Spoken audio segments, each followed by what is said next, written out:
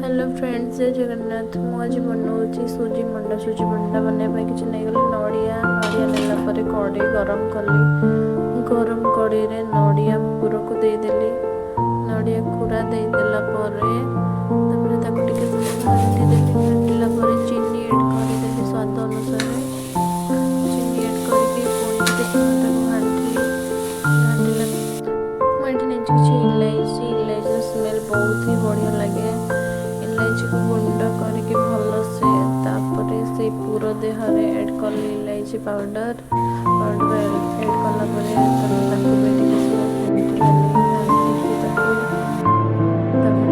से कड़े पानी देदेली। मोर पूरा प्रस्तुत हो जाता।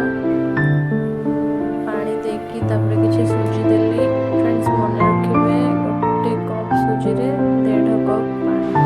ठीक है, डो प्रस्तुत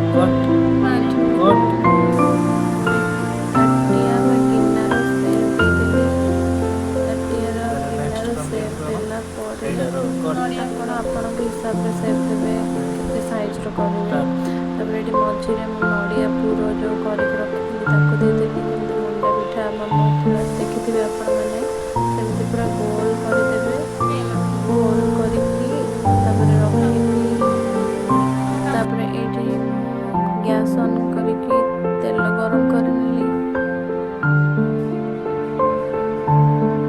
तेल टिके गरम है मंडा पिठा को देली।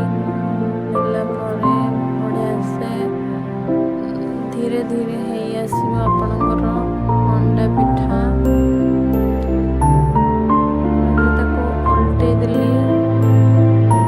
उल्टेले सब आड़े टिके